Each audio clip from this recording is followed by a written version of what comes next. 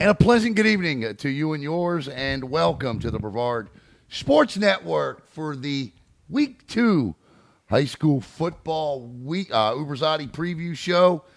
We had quite a great night tonight. We had a volleyball match and a JV football game. Report your JV scores in the column, if you would, please. Let us know. I do know that Heritage won, Satellite won, and Merritt Island beat Melbourne tonight in JV football action. So if your JV team played tonight and we don't know the result, put it in the comment section so that I can do a little scoreboard for the sub-varsity guys. And week 2 of the high school football season means week 1 of the college football season.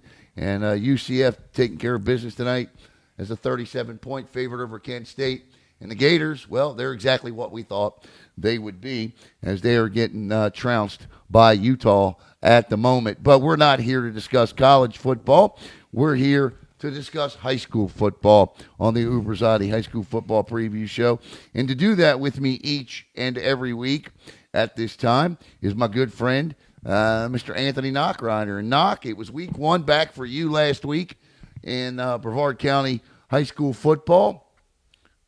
What'd you think? We got a good game last week. I enjoyed being over in Orlando for what ended up being a great game last Friday, and obviously we've got more games this week. So I'm honestly, Alan, I'm just feeling the groove. I was excited for college, and now I'm ready for this. What stuck out to you last week in terms of when you looked at week 1? What was it that stuck out to you? And then I'll tell you what stuck out to me. I think what stuck out to me is that, and again, it just shows some of the storylines we took out of the Kickoff Classic week did not play out in week 1, so a lot of things definitely changed. For Melbourne, I think there's a lot of things that I like, but again, they showed us that they're a young football team. Where Titusville, they got things righted. They got things going. At least defensively. Yes. Well, and Jamarion Stevenson played very well last week, over 100 yards rushing. And again, Melbourne's got a young quarterback. And I think the thing that really stood out to me is that young quarterback play. Hart threw 3 picks, Padala threw 3 picks, some other quarterbacks that were young threw 3 picks. And then at the same time, defensive lines, man. I absolutely love it. We saw Hilson and company and what they were able to do. And then you look at Markel Gowans and what the Ogali defensive line did. That was my biggest takeaway. Is we got great defensive lines. Yeah, we start off the week each week here on the show this year. Just taking a look back real quick and giving out our offensive and defensive players of the week. And because the county, where's my phone? There it is. Because the county has started in such a defensive mode, and I think that's a fair assumption, Knock, that this is a defensive county at the moment. Why don't we start by giving out the Defensive Player of the Week award? Markel Gowans was certainly somebody we considered for that. But in the end, I mean, our defensive player, the Ubrzati Brevard Sports Network Defensive Player of the Week, is Javion Hilson. What a week he had. 3 sacks in that game. I think he had like 7 or 8 tackles, but it was his impact in that game. That entire Cocoa defense was just simply stellar in that game. Now, they started to wear down at the end, and as I wrote earlier this week, I thought that was an offensive problem for Cocoa because they couldn't maintain drives. But you know what? That defense came up big, and then I thought the most interesting thing that Coach Diesel told us after the football game was that the young man that made the interception, number 20, at the end of the football game, that's the only package he goes in for. And he goes in and he makes the pick. And I just thought that was awesome that he goes in on just that package and makes the pick. And when you look at the Ubrzati Player of the Week and you look at that Cocoa defense, I don't see Javion Hilson's name on the list, but I see names like Davion Parham, Samadre Hawkins, Messiah Robinson on that offensive line, Xavier Solis on that offensive line. That Cocoa Tiger offensive line did a nice job last week, too. But it was that defense that ultimately won that football game, Knock. Well, ultimately, you could look at Samandre Hawkins' play where he, forces a fumble by the quarterback because essentially the quarterback, goes to pump fake, gets Hawkins to jump, but because he brings the ball back down, loses the handle, and then there's Hawkins right there as he lands to pick up the ball and go the other way. That ends up being the field goal that wins it for the Koku Tigers towards the end, obviously, because that was, I think, late third quarter when that happened. But again, I'm personally becoming a real, and I know I've only seen a little bit, but Javian Hilson just reminds me a lot of a guy like Simeon Rice, just with the moves he's able to. Clowney too. Yeah, exactly. And so, I mean, like I said, he is just fun to watch, and I want to give credit to Devarius Robertson as well. He got credited with 2 sacks last week. Man, he was huge in the middle. He wasn't getting he got 3 tackles and 2 sacks. Those are big. But what he was doing was occupying because Jones's offensive line was not small. No, it wasn't. Were good. Those were dudes up front. They were grown men out there playing high school football, both football teams. And our offensive player of the week last week, and I mean, I don't think you can go anywhere but Holy Trinity and Brogan McNabb. So Brogan McNabb is our BSN Ubrzati Offensive Player of the Week. All Brogan did last week, how about this? He was 14 out of 16, 373 yards, 6 touchdowns, 3 passing touchdowns with 253 yards. He had 3 rushing touchdowns with 120 yards and 1 tackle. So we'll get you a little. We'll get these guys certificates made. Our BSN Ubrzati offense, and there you see Brogan. I don't know, that first touchdown he scored there on your screen was sick. Looked like he just stopped, put the ball by his side, cut all the way back across the field, and scampered in for a touchdown. But it was funny. I was talking to Derek Smith today, football coach up in Georgia, and Brogan's one of those young quarterbacks. He's a sophomore. And Derek said, I hear a lot about this kid at Holy Trinity. And I thought that was pretty neat that Derek Smith, who's now the head coach at McIntosh High in Georgia, had mentioned Brogan. Listen, impressive effort by him. And he is our BSN Ubrzati Offensive Player of the Week. And Javion Hilson, our BSN Ubrzati Defensive Player of the Week. See if we can't talk to Ubrzati, get them guys to pay for some nice plaques for these guys, huh? Absolutely, especially in the first week. Yeah, nothing like putting them on the spot, huh? All right, so week 2 has arrived, Knock, and let's take a look at the schedule for week 2, and we'll break each one of these down. Holy Trinity at Bayside. Venice is at Cocoa. You'll see that right here on Brevard Sports Network. Foundation Academy at Cocoa Beach as the Minutemen look to rebound from their loss to Holy Trinity last week. O'Galley is at Bishop Moore. Talking about defense and more defense. Listen, I think O'Galley's got that formula for, they got that old smash mouth formula for success for football. I don't know if Jamari Crooms is going to come into his own as the quarterback there. We'll see. Certainly, I think he's got the talent to do so. But I think that when you look at Emmanuel Small and you look at Devontae Welch and everybody else that's back there in that backfield for Chris Sands and Coach Trey, I think they got the formula that team needs. And the way they play defense, they're going to win a lot of football games like they won last week. Palm Bay is at Heritage. That's going to be a battle for South Brevard. You'll see right here on Brevard Sports Network. And I got a lot to say about this one coming up. Melbourne at Merritt Island in a battle of the young signal callers. Congratulations to Sean Hartman Jr. last week. He had 3 touchdown passes as Merritt Island with a big win. And for those of you out there trying to send me text and tell me that Deltona is not that good. They were 7-3 last season. Get off of that, man. Merritt Island went out and beat Deltona, beat them like a rented mule, as they say, right? Mm-hmm. I don't care. Deltona was 7-3 last year. Good for Tyler Murray. Good for the Merritt Island Mustangs. MCC is at Space Coast. I believe the guys over at Space Coast Daily have that one, so you can see that one there. Vieira is at Satellite. You'll see that one right here on BSN. Titusville is at Yulee. Astronaut at Sebastian River. And then The Rock. I believe they're on an airplane or were on an airplane today, and they're going to travel to Duncanville to take on the defending 5A state Texas State champs and down in Dallas. And we're going to look at Duncanville and Venice coming up a little bit earlier. But knock that week 2 schedule. What stands out to you there? I think for me, there's just so many good games. Obviously, I've been looking at the Cocoa Venice game. That one's going to be really interesting just because there's a lot of really talented football players. You got experience here. And it's not exactly the quarterback battle where you're talking about, all right, 2 high-profile guys going at it. You got an experienced quarterback at Venice and Glasner. Had a decent game last week, but then you got the young heart, obviously, for Coco. What do they trust him with this week? That defense for Venice did get gashed last week by Armwood. And Armwood's obviously a very, very good football team. You're going to see the thing that shocked me. With Armwood, here's what you get. You get 1 year where they're really good and nationally ranked, and you get 1 year where they're meh. But they not made this year. When you see the size of this football team that Venice went up against last week, it's huge. Absolutely huge, but go ahead. Well, their offensive line. I think their smallest offensive line comes in at 290 pounds. It's unbelievable. For Venice.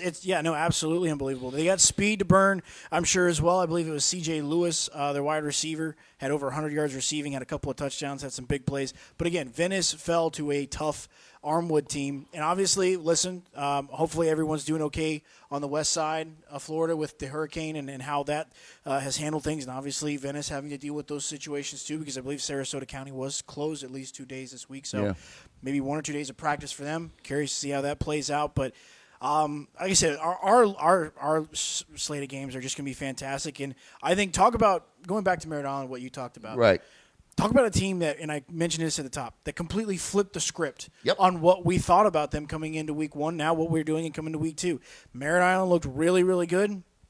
They're going to get a tough test. I think a little bit tougher defense in Melbourne. So it's going to be interesting. They still might be a 4 or 5 win team, 3, 4 or 5 win team this year. They're excited. But let me tell you something.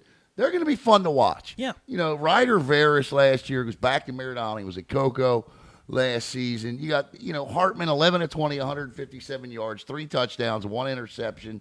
I'd like to see them run the football a little bit more with that offensive line they got. But look, if Hartman's throwing 3 touchdown passes, okay. They rushed for 48 yards last week. Defensively for this football team, nice week last week. How about Hernandez?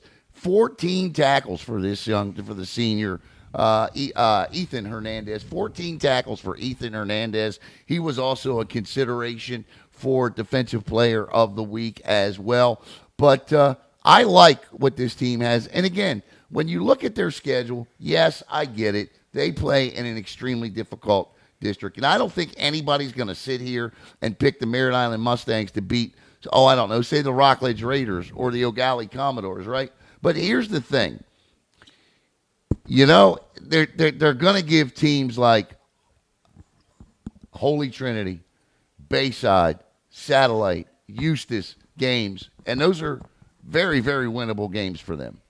Yeah, I mean, listen, you said it all. Merritt Island's going to be fun to watch. This is going to be a team to watch grow and see how they play. Because, I mean, anything can happen with these teams as they build some momentum. If they can find a key win against a tough opponent, or say they, look at Satellite last year where they, played a tough team against O'Galley, found a way to win that one. All it takes is a little bit of a spark for Merritt Island. They've got the quarterback, and honestly, the way football's being played these days has it's trickled down from the NFL, college, now to the high school ranks. If you've got yourself a solid signal caller, you can win any game. And I think the other thing is that, and I want to talk about Melbourne here for a second, because I'm interested to see here, and this is what we knew.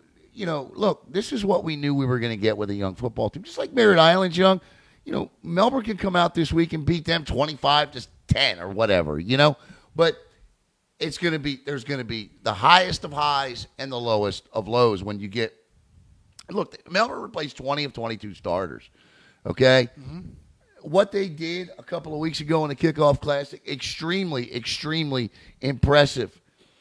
You're going to get weeks like that, and I think we tried to caution people and say, listen, Padala's he's going to be a great senior quarterback, and he's a good young sophomore quarterback, just like Hartman. You're going to see weeks where these student athletes throw for 3 touchdowns or throw for 3 picks. A lot of times you're not going to see an in-between.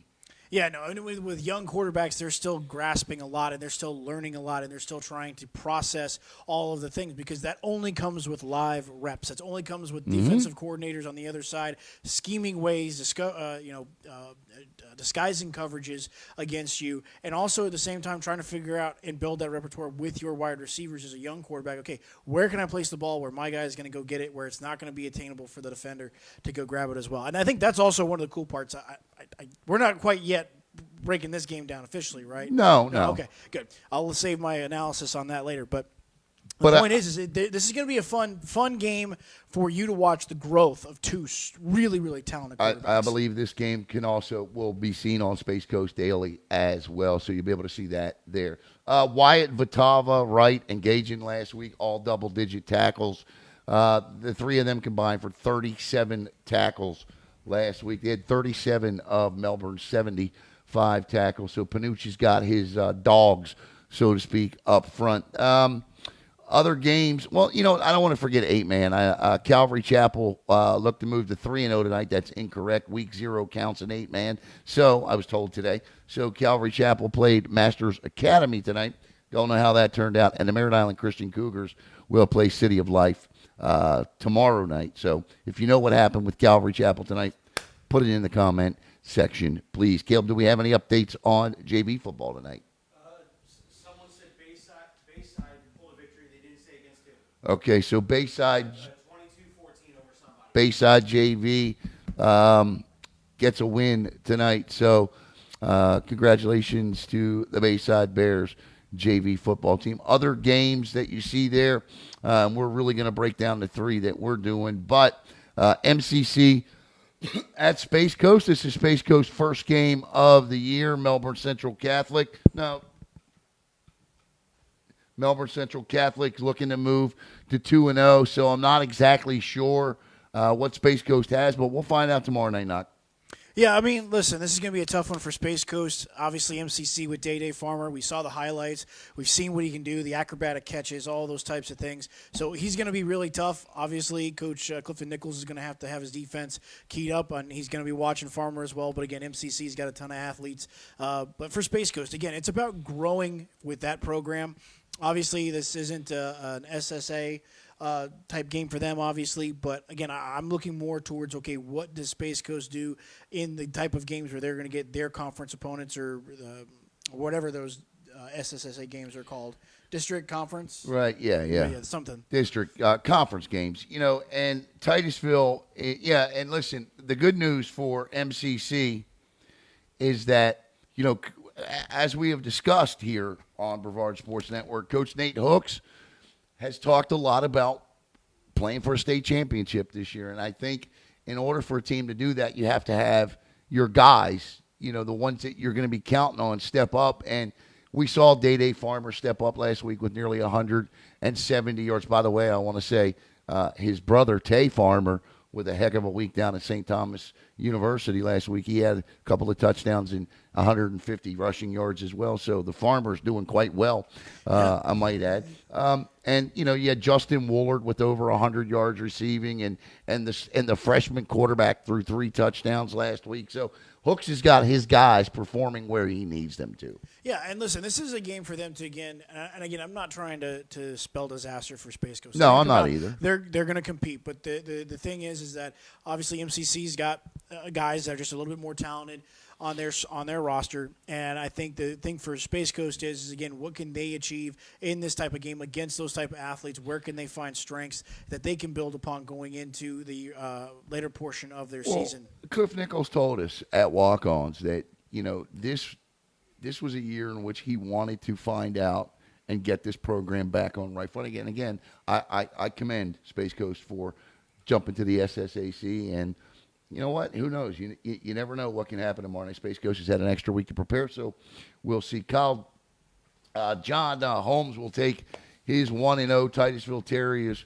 over to Yulee, Florida, and play Coach Kyle Doherty's Yulee Hornets tomorrow night. And that's a battle of 2 1-0 teams and 2 playoff teams from last year. Listen, I believe it was last season that Titusville hosted Yulee, I think, and then beat them last season. If it wasn't last season, yeah, it was last season. They beat them 26-21 last year in week 2, so this is the home aspect of that. They beat them 26-21 last year, so now they go to Tampa in that area to play them. I like the way this defense is playing. We'll see what happens. Yulee, not a bad team. Well, no, I mean, you look at Yulee right now, their quarterback threw for over 265 yards last week. They can come off a win 31-20. You also have Yulee's excuse me if I get this wrong, but Artis Croxton, I believe is his name. He had 138 yards rushing last week. Did some really nice things. Yeah. So listen, this offense for Yulee is going to be tough. It's going to present a challenge for Titusville, but at the same time, Titusville's offense did get back on track. They were able to get Stevenson over 130 yards rushing last week. The defense was able to get some turnovers. Yep. Can that defense do it again against this Yulee squad? Because their quarterback's not afraid to put the ball in the air. Can their DBs, can their guys find ways to snag some passes and give their offense a short field? It's a big early season game. Yes, it is. So it'll really let us know where the Terriers are in the realm of things. And I'm interested to see what the result of this is going to be. And if you're interested to see what the results are going to be tomorrow night, well, you won't have to wait long, because Walk-Ons now has this beautiful new outdoor section that we will be hosting our post-game show from live tomorrow night, 45 minutes after whatever game I'm doing tomorrow night. 45 minutes after that is where we'll be at Walk-Ons. Update. You never know who from BSN will be there. We might have 20 of us there, and there could be just 3. So tune in tomorrow night and find out. That is for sure. Back to the skit. Go ahead. Well, no, I again just wanted to ask this question before we moved on to the next one. But for Titusville, because we've gotten 2 different versions, obviously against the young Melbourne team, and then we go back to the Kickoff Classic. I know those ones don't matter, but how much do you think that matters in terms of? You mean O'Galley, right? Or Galley, my bad. O'Galley, right. How much do you measure in terms of for Yulee? Are we talking Yulee on the O'Galley spectrum? How much do you measure Titusville tomorrow night? I don't think Yulee will be as good as O'Galley. Okay. Defensively, I don't. But I think they'll be better than O'Galley was offensively. Okay. So I think, for me, if Titusville can be somewhere in between, okay, they should be okay. If they're gonna win this football game.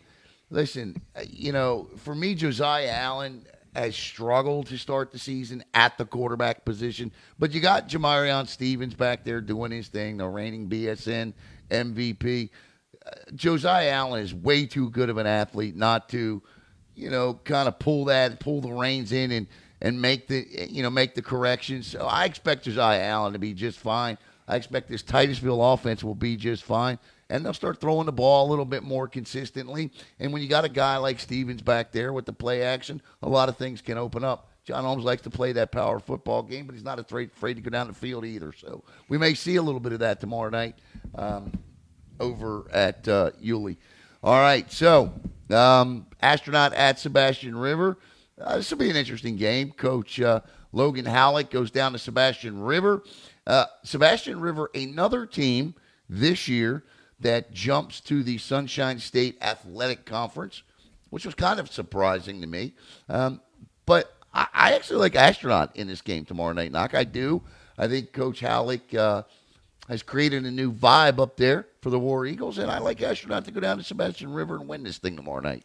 Yeah, I think if you go by what we've seen from so far, because we've had a chance to see Sebastian River, our colleagues had a chance to call that Sebastian River Bayside game. Mm-hmm. I think the thing that I take away from that is I think that points will come at a premium in this game, but I think what we've seen too is Astronauts got a formidable defense. If their offense can sustain drives and give their defense a chance to catch some breath, their defense will keep them in this game, and I think ultimately they can win it. Like I said, this is a very winnable game for the War Eagles, and I like Astronaut too.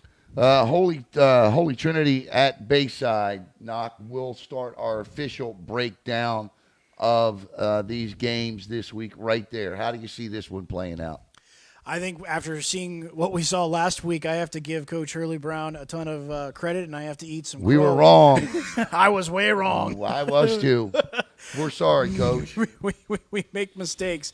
But, you kind of talked about it. Their quarterback's so great what he was able to do. He brings such a dynamic, and he's going to be tough for any defense to really gauge for and trying to corral. You're really not going to stop him. It's about as much as you can limit him and force him maybe into some unforced errors. And I think for Bayside, I think their defense can keep him in it. But again, Bayside has good defense. But can their offense sustain drives? Can they keep them? Can they convert a couple of third downs? Maybe they don't have to score 7 points every single time down, but can they put an 8-play, 9-play drive together so their defense can catch their breath and grab some water while, because, again, it's still muggy. I get it. So listen, that's the thing. I like Caden Brabham. Brabham. I think, he's got that Brabham quarterback blood. I think, he'll get it together. Billy Miller's going to run the football. That's what he's going to do. It's what he told us he was going to do. Right. What was it called? Lead, right? Okay. Out of the I formation. As Vince Lombardi said, run it till run it till they stop it. And Holy Trinity's going to have to stop it tomorrow night. And I think in order for Bayside to win this football game, Billy Miller needs to make it a physical football game, and Holy Trinity needs to keep that finesse that McNabb showed last week, and flashing his Tim Tebow-esque abilities there. But these are I get the feeling these are two different teams. Yeah. It's to be, a battle of strengths, that offense for Holy Trinity versus that defense for Bayside. Who wins out? I like Holy Trinity tomorrow night. I'm going to ride with Holy Trinity as well here. I really like what McNabb did last week, and like I said, I just think that unfortunately right now, I just don't think Bayside has the offense to allow their defense enough breaks to be able to keep them in that game. So I think Holy Trinity does eventually wear down the Bayside Bears. But again, I'm looking to see growth from Bayside, and as you mentioned, lead and lots of it. A lot of running the football that does wear down on defense. I don't care if you're leading or not. If they're still running the football by the fourth quarter, it still wears on you. So I'm curious to see what happens in the fourth quarter for Bayside. Can they continue to run the football? Can they find ways to punch holes in that Holy Trinity defense? You're watching the Ubrzati High School football preview show, Week 2. Alan Slaughter-Zinski, Anthony Knock, Ron, producer Caleb Brown here from the gorgeous Brevard Sports Network, downtown Melbourne studios. All right, Knock, the first game up on the docket for Brevard Sports Network tomorrow night is Satellite and Vieira. Let's talk a little bit about this one. I saw the two JV teams go at it tomorrow night for Vieira. It's obviously their first game back on the football field since the kickoff classic. Talking strictly football on the field about Vieira, I think there was a lot of excitement coming into this season with their offense and junior quarterback Chase Cromartie and Zach Pillow, both Ubrzati athletes. And, listen, Vieira possessed the football 10 times in the kickoff classic, and they scored touchdowns all 10 times. They scored 6 touchdowns in the spring game. So I think that this offense has some high expectations this season. I think the thing is going to be protecting Chase Cromartie. If you can protect him and let him sit back there and pick apart a secondary, I think he can pick apart the best of secondaries. But that's the key, is protecting him. What's that offensive line going to do? That defense is missing some players tomorrow night for obvious reasons. And there you go. I mean, we'll see. We'll see what happens tomorrow night. For Satellite, they've played the toughest two of the toughest teams in this county in Cocoa and Heritage to start the season. So they're battle-tested. For Chase Cromartie to come out tomorrow night to face a Brian Helton defense in a 3-3 stack, and you don't know where people are coming from. Well, there's probably no smarter quarterback in the county than Chase. He can read defenses extremely well. Right. I mean, he's a very intelligent quarterback. So for me, this is going to come down to, can Cromartie recognize where that blitz is coming from, that Helton's sending it, because he's sending it every play. The fact that Satellite has faced Cocoa in Heritage in their first 2 games, Vieira still has a lot of distractions. Yes. Okay? This will take a couple of weeks as a football team for them to kind of get over that issue, that hump, if you will. I like Satellite tomorrow night at home. Yeah, I like Satellite as well. I think the you kind of talk about that interesting chess match that we're going to see. What does Helton do in terms of bringing pressure? I mean, we saw some really good things. That secondary, again, I'm going to keep saying it, and I'll say it every single week. That secondary for Satellite is really good. I like Roddy. I like what Noah Flores does as well. They can find ways. 2 quarters tonight. Flores did. Yeah. Okay, so he'll definitely be available tomorrow. He's 6-quarter guy now. Yeah. I mean, but that's the thing, though, is that their secondary can make plays. So does Helton try and get creative? Because, again, I think that's where Satellite has their experience. So that's where they've got most of their guys that have seen a lot of football, have gotten a lot of reps. So defensively, what can they do to really try and force? Because as far as I'm concerned, this is going to be the toughest defense Cromartie has seen to date. Yeah, Ethan Rafel, the quarterback for Satellite. Look, he's made it through Cocoa. He's made it through Heritage. No disrespect meant to the Vieira defense, but what Ethan Rafel has seen in the first 2 weeks, Vieira can't throw that at him. No. And that's just a fact. Well, and I want to see what can Satellite do running the football. We saw a couple of teams that just they were able to throw the football. They got a lot of attempts in there, and maybe they got some yards to go with it. We just didn't see a lot of effective running from some of those teams, and I'll mention who they are later. But I want to see if Satellite can establish the run. If they can establish the run, then they can get into their play action. That takes a lot of heat off the Satellite quarterback. So we both have the Scorps in this one, correct? Correct. All right. So O'Galley at Bishop Moore. O'Galley beat Bishop Moore last year. Listen, I'm just high on O'Galley right now. I really like the Commodores. And I like them because I like what their defense is doing. I'm sorry, but I believe high school football games are won more in the trenches than people are willing to give credit for. And I think when you look in the trenches for O'Galley and you see the types of players that they have in Sandman Thompson and, to me, I just like what they do right now. And they're winning. They're going to win ugly, but they're going to win. I like them against Bishop Moore tomorrow night. Yeah, I mean, here's the deal with O'Galley. You looked at Crooms last week, 9 of 16, over 100 yards, did have 2 picks, 1 touchdown to go along with it. But at the same time, once again, I feel like it's the law office over at O'Galley between Welch, Williams, and Small because they're just running over defenses at this point. Listen, Small, 47 yards, averaging 6.7. You had Welch with 53, averaging 5.9. And Williams, he had 87 yards on 23 carries, averaging 3.8, nearly 4 yards per carry across the board. Defense. Pretty much. Yeah. When you got 3 backs that can do that, it makes it really tough. And I don't care how good your defense is. You got to try and guard 3 guys. It's not just trying to look at one guy, focus on him, and then you get their backup work. Maybe it feels like a little bit of a breather where you can kind of know where he's going. Right. All three of these guys bring something different. They held a Springstead team last week that averaged 28 points last season to just 6 points. That's solid.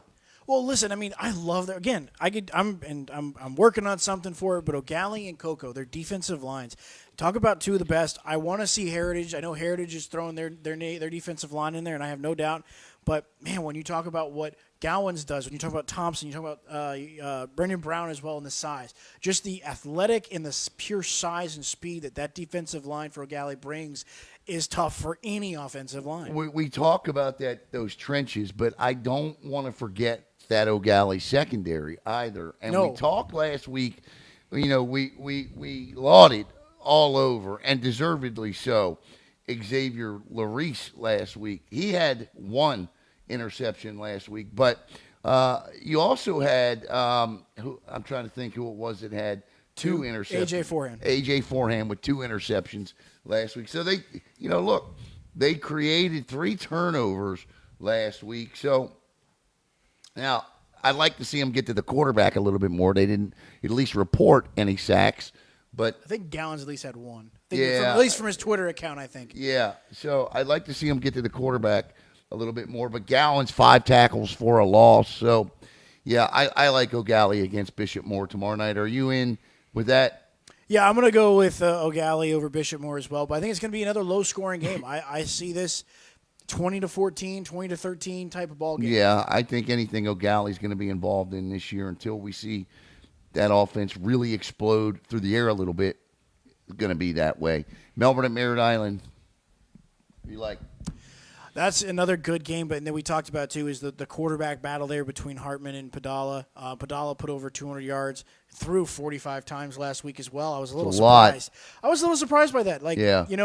Melbourne, I would like to see maybe get the rushing game going a little bit more this week, but again, two young teams. I think a lot of points are going to be scored here. But for Melbourne, again, just if they got to be able to create some running lanes, be able to put all a little bit more play action, so that way he can try and go over the top with Ingram as well. It's tough.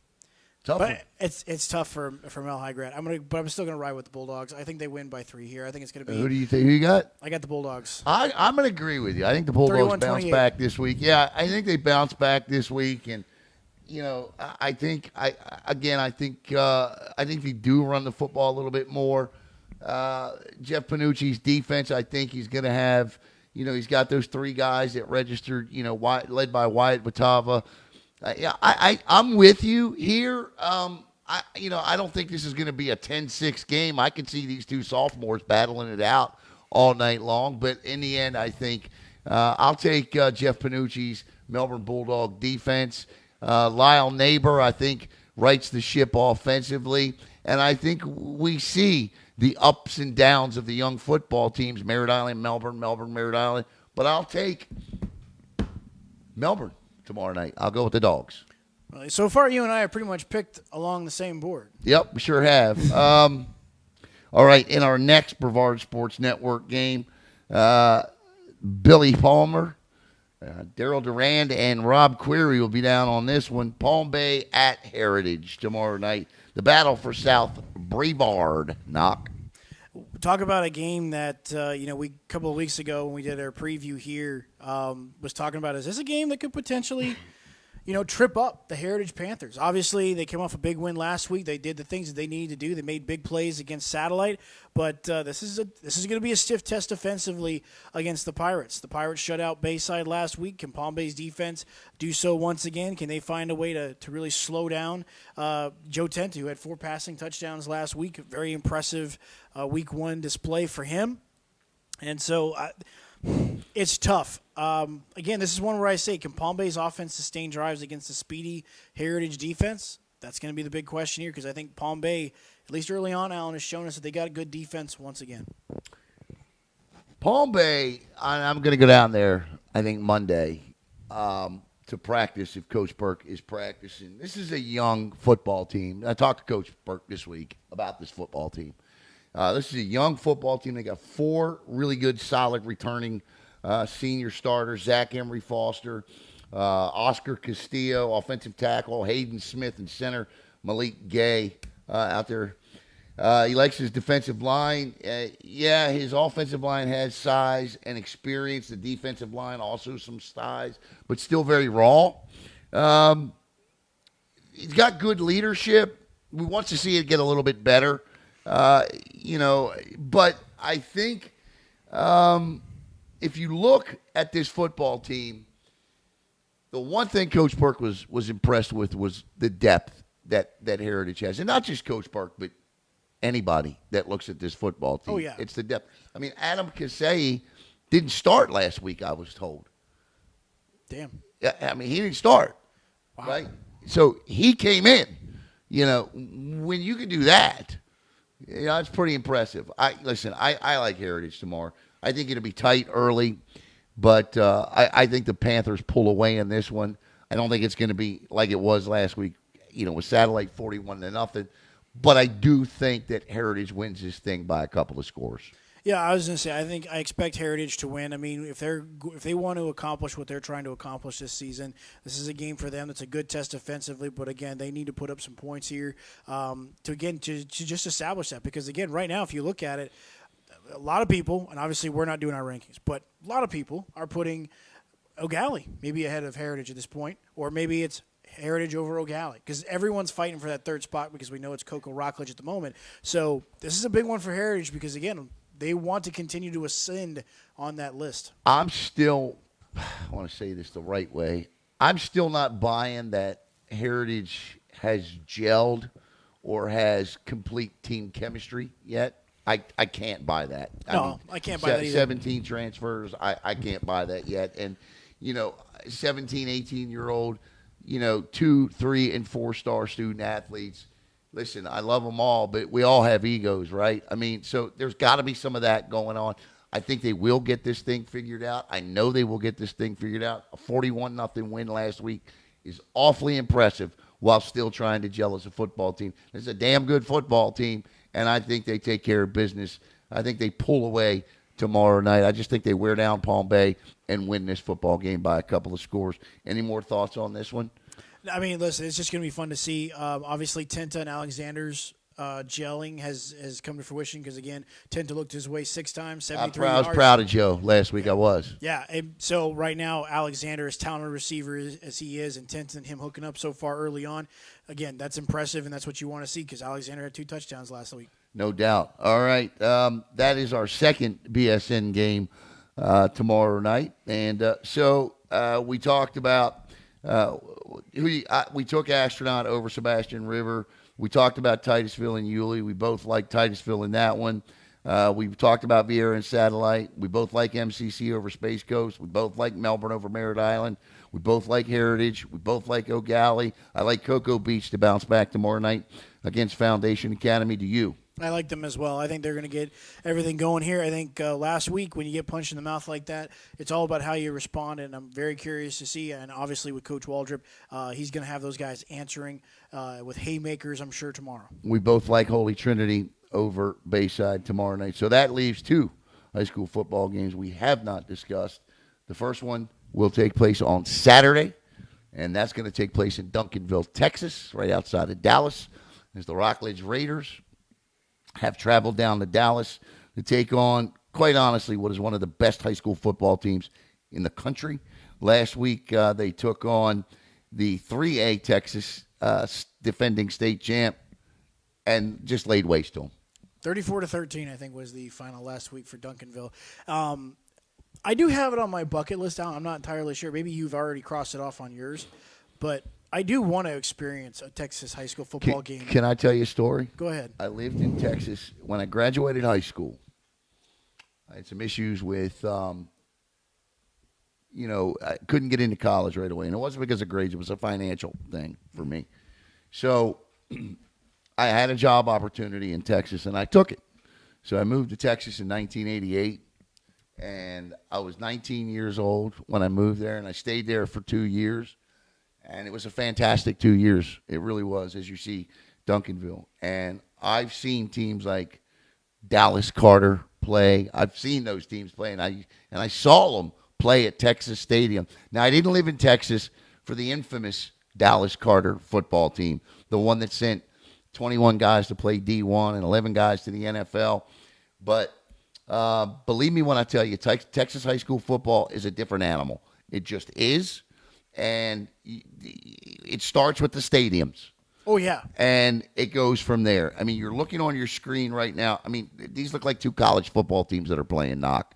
I don't know what Rock's going to do when they get down there, but this is an uphill battle, but a game, I think, that will serve Rockledge well.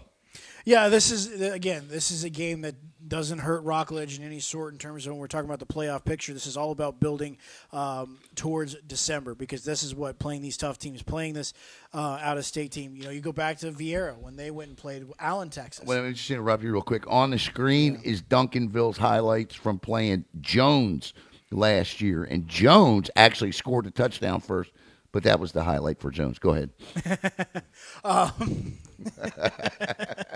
I just think that for Rockledge, this is about, one, making sure you get out of here healthy. You don't want to lose any guys to this game because, again, this is a game that doesn't exactly matter in terms of what you're trying to accomplish and trying to play in late December. This is a game that is to try and test your will, test your guys, and see who they're playing against and what the type of talent they're going to see when they get to deep into December playoff football. So that's going to be the biggest thing here. I'm going to take Duncanville to beat the Rockledge Raiders here for me, Alan. Here's the thing. What's the score? Let's pick the score because I think we both think Duncanville is going to take this thing in a rout, right? So what do you think the score? In order to get this prediction right, let's pick a score. I'm going to say Duncanville wins 38-10. I'll go Duncanville 45-14. Okay. All right. All right. So we're close. Yeah. We're close. I'll go Duncanville 45-14. I think the Raiders will put 2 touchdowns on them. We saw improvement from the offense last week. Okay. All right. Our final game is Cocoa and Venice. And this is, let me just say this. This game, a couple of years ago, it was funny. You know, obviously, I don't want to see anybody get hurt or from Hurricane Idalia, but I have to tell you a story real quick. A couple of years ago, the last time Cocoa and Venice played, it was in Venice, and there was a tropical storm coming, and it started that Friday. And they put us on the roof over there. And I'm here to tell you, we broadcast the entire football game on the roof because I owned with a 99-yard touchdown in the game. And Venice just blew Cocoa out because their quarterback was incredible in that game. He was throwing balls, dropping them on the pylon. You know, I mean, he was just throwing dimes. I mean, it was crazy. Absolutely nuts how accurate this kid was in a monsoon with wind. I remember Ryan Schneider losing his mind over there. I mean, it was not a good night at the end of the night for the Cocoa Tigers. With that said, I don't know if Cocoa's there offensively yet. You know, last week, Armwood, and I'm going to put the highlights on the screen from last week between Armwood and Venice. You know, look, this was a 28-0 game in the second quarter. Armwood was over Venice, but Venice fought back, and they scored, I think, 19 points in the second half. I think the final was, 35-19 or something like that. It was like 30, something like that, 34-20 or something, or 25 or something like that. But like that. This is, you know, I think the Armwood football team came into this game ranked like 50th in the state. That's not look at this football team and tell me. Look at number 70 and tell me that's a 50th ranked football. Look at 55 on 77. I mean, that's an NFL offensive line Armwood's got there, right? Mm-hmm. So my whole thing was after watching these highlights, and I actually watched the entire football game because it's on YouTube, all 3 hours of it. And I watched it. First of all, Armwood's a top 10 football team in the state of Florida. Oh, yeah. Venice, they're good. The state champs 2 years ago, state runner-up last year. Coco's got their hands full tomorrow, and they're going to need – listen, that defense was able to bench a four-star quarterback and somewhat stop another four-star quarterback last week. But this offense is much better than Jones's offense, and this is going to be a tall task for the Cocoa Tigers, Knock. It really is, and it comes down to that defense once again, as we talked about last week. It's all about what this defense does for the Cocoa Tigers. Again, when you look at what what Venice brings to the table in terms of their offense, just the pure size of these guys as well is impressive. Let me see if I can pull it up here because, again, when you look at their offensive line, this is big. I mean, all right, so I lied earlier. The smallest offensive lineman they have is 272 pounds. But you're going 272, 290, you got 295, you got 290, and you got 285. You got 6'5", 6'4", 6'3", 6'2", and 6'1". That's almost an NFL offensive line to a degree. Yeah. So this is going to be a tall order for this defensive line. And the way to have success is Javian Hilson and this crew, again, wreak havoc on Venice. I said that to start the season, the Cocoa Tigers would be 1-2. I had them beating Jones, and I had them falling to Venice and St. Thomas. I'm going to stick with that. I'd love to see the Tigers beat Venice tomorrow night. I really would. But if I'm being an analyst and doing my job, I'll take Venice tomorrow night. I think they got a ton of talent. I mean, you look at Johnson, their running back, 12 They got an FSU commit in the secondary. Yeah, I mean, defensively, they've got size up front to go along with it. Looking at their guys, they've got, Dylan Bryant, they got Ryan Daly, who's 6'2", 280 pounds in the middle there. The offensive line for Coco's got their tall. I think Coco's defense. The thing that's going to happen tomorrow night is Coco's secondary is going to be far more tested tomorrow night than they were against Jones. Well, and the thing is that late in that ball game, Darion Coleman was able to find Trey Brown, and they were able to find ways to scheme him open because, you go back in that first half, Trey Brown really wasn't a factor. He wasn't a factor at all. Right, not until the second half, and he had over 100 yards receiving in the second half alone. So it's going to be about making sure that they stop let me see here. Making sure they stop C.J. Lewis, Ryan Maltovich, as well, Jace Barksdale. Last week, C.J. Lewis the senior receiver, 6 receptions, 126 yards, and a touchdown. I think we saw his highlight just a few minutes ago there for Venice. That's going to be a key guy to stop. And, I mean, listen, I also – Ja'Shawn Smith, C.J. Hester, they've played well. O'Keefe's battled the sophomore with that game-winning, game-sealing interception last week. Also, I love what Nathan Chason's been doing from the safety position, coming up and stopping the run, really laying the hammer down there. You got Guilford, who's got an interception as well. This young secondary, as you mentioned, down, absolutely right, will be tested. And I'm sure Coach Diesel will come up with a game plan to try and figure out a way to confuse this quarterback, because when you look at Glasner last week, 9 of 23, 204 yards, a touchdown, but also had 12 carries for 84 yards and a touchdown. He wasn't very accurate. No, but he made up for it with his legs. Yeah, no, that he did. And there you see, again, the highlights on the screen. You're calling the game, so I won't ask you for a prediction in that one tomorrow night. So, all right, anything else you want to add to that particular contest? I can't wait to see Javian Hilson go up against this offensive line. Yeah, it's going to be nice. It's going to be a lot of fun tomorrow night. That entire cook. I don't think that this defense.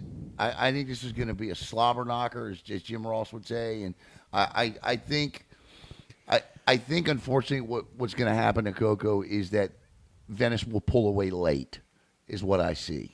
Here's my question for you. Do you think, because I think weather's supposed to play a factor tomorrow. I think we're supposed to get some rain like we did tonight. Oh, great. I know, right? Go ahead.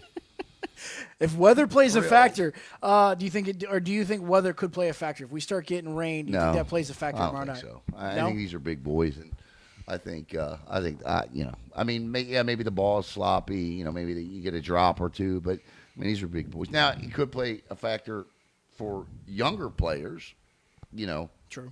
And that doesn't bode well for Coco because you got a sophomore quarterback. But listen, we saw some really good things from Hart last week, and some things obviously he knows he's got to correct, right?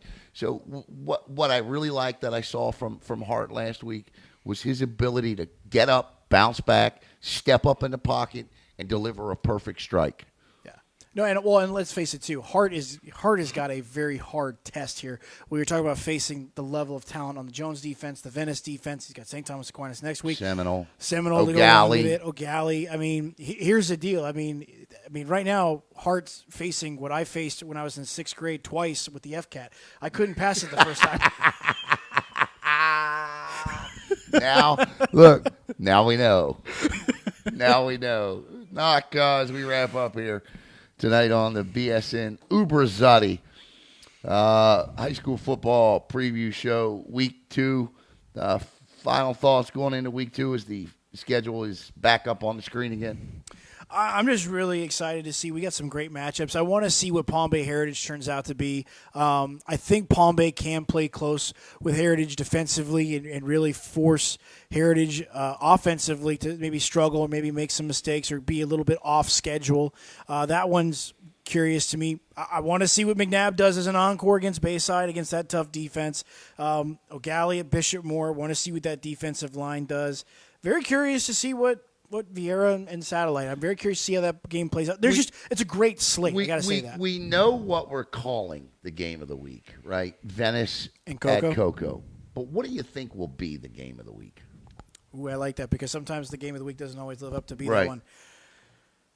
It's going to sound homerish, but I think it's Melbourne at Merritt Island. I agree. I was going to say Melbourne, Merritt Island. I think that's going to be the funnest game of the week right there. Yeah, no, I agree. I think that's a good one. Let me put it to you this one, because obviously, and this has been a theme. Which team do you think completely flips the script on us going into week 3 next week? Which team would you pick to flip the script on us? In terms of what? In terms of just whether they fall short of what you expect or they exceed your expectations. That's a great question. I don't know, Knock. I honestly don't have an answer for that question. I'll tell you who I think is Rockledge. Rockledge, okay. I like it. I think Rockledge, from these first 2 weeks, I think they finally get that offense jump-started. I don't know if it happens in Duncanville, Texas, but I think from having played the Carrollwood days and last – who did they play last week? Seminole. Carrollwood days, Seminole, and Rockledge. Listen, I think one of the things that for Rockledge was their offensive line needed a couple of weeks to gel. Yeah. They're definitely going to get that time down in Duncanville. So I think Rockledge flips the script next week. I think they get that offense jump started, and I think we start seeing the Rockledge Raiders as a whole next week. Okay. Yep. I'm going to take Cocoa Beach to flip the script. I feel like that's an easy one, so I'm going to take that's maybe a cop-out. I expect that Cocoa Beach will get back on track, but that would be one. I think we see them flip the script from what we thought they were going to do against Holy Trinity. Want to thank Ubrzati, of course, every week for sponsoring this show, and we hope you're enjoying it. And, again, tomorrow night, the 3 games you'll see right here on BSN Satellite at Vieira, Venice at Cocoa, and Palm Bay at Heritage. Check in the morning to see who's calling, what, and where. I'm excited. It should be another great week, and be sure to come on up and join us live tomorrow night at Walk-Ons, 30 to 45 minutes following my final game tomorrow night. Just want to thank Anthony Knockreiner and, of course, Caleb Brown. So, for Caleb Brown, for Anthony Knockreiner, I'm Alan Slaughterzinski. You've been watching the Ubrzati High School Football Week 2 preview show. Any comments we need to talk about? No. All right. We'll see you tomorrow night at kickoff. Have a great night, everybody.